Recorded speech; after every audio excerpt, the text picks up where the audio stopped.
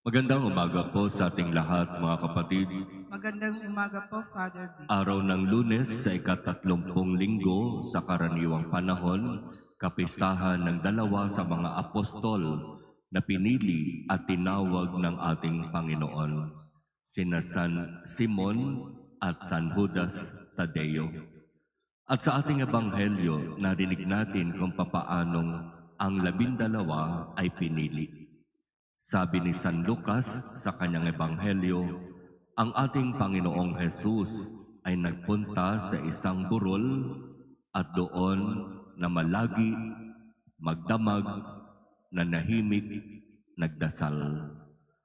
Para sa ating Panginoon, kinakailangan ang tahimik na pananalangin upang sa mahalagang desisyon na kanyang gagawin, siya ay makagawa ng desisyon na maayos at hindi lamang desisyon na pagsisisihan balang araw. At pagkatapos na siya ay magdamag na namalagi doon sa burol, na nahimik at nagdasal, mula sa kanyang mga alagad, pumili siya ng 12. At inilahad sa atin ang pangalan nitong 12 ito.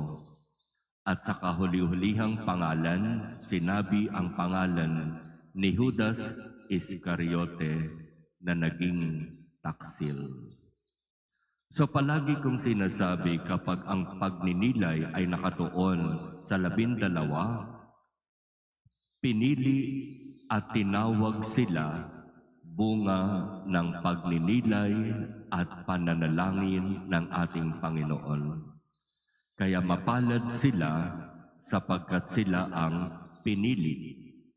Pero ganoon pa man, huwag nating kalimutan na ang mga pinili para makibahagi sa misyon ay galing sa sambayanan, galing sa bayan ng Diyos.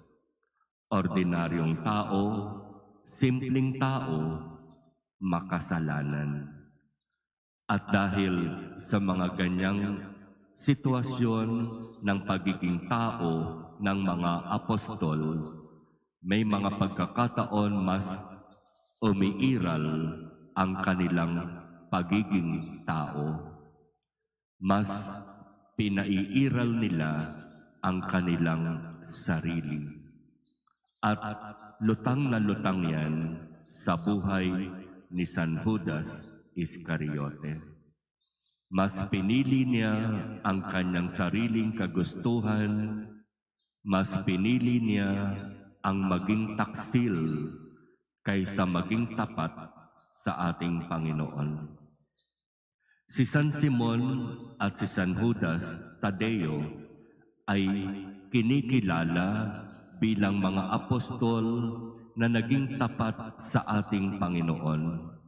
Bagamat may pagkakataon na minsan silang bumitaw sa biyaya ng Diyos, sila ay nakabalik at nakapagpatuloy ng kanilang misyon. Sa 12, isa lang ang napahiwalay, isa lang ang napalayo. Kaya sa ating mga naglilingkod sa simbahan, sa parokya, kahit papaano alam natin kung papaano tayo napunta sa buhay paglilingkod. Tayo ay bunga ng pananalangin at pagninilay ng bayan ng Diyos. At naniniwala tayo na pinili at tinawag tayo ng Diyos para sa mahalagang misyon na mayroon tayo ngayon. Pero katulad ng pinapaalaala sa atin ng Ebanghelyo ngayon, dahil tayo ay pinili at tinawag, tandaan natin ang ating iisipin, sasabihin at gagawin ay hindi na lamang basta yung kung ano ang gusto ko. Marami tayong pwedeng gawin base sa kung ano ang gusto natin. Pero dahil tayo ay pinili at tinawag bunga ng panalangin, Ang dapat na lagi nating ilalagay sa isipan, sa salita at gawa ay ang mga isipan, salita at gawa na naaayon sa kalooban ng ating Panginoon. Kaya nga tayo tinatawag na lingkod ng Diyos. Lingkod, ibig sabihin, ang gagawin ko ay ang kung ano ang ipinapagawa ng Diyos sa akin.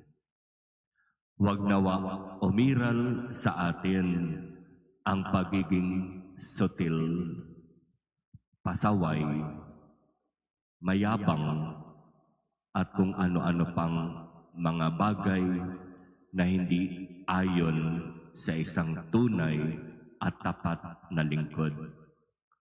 Maaaring marami akong alam, marami kang alam, maaaring marunong at matalino ka, maaaring magaling ka, pero hindi sapat ang lahat ng iyan para gawin mo ang kung ano ang gusto mo. Dahil tayo'y mga lingkod ng Diyos, ang kalooban, ang kagustuhan ng Diyos ang dapat masunod.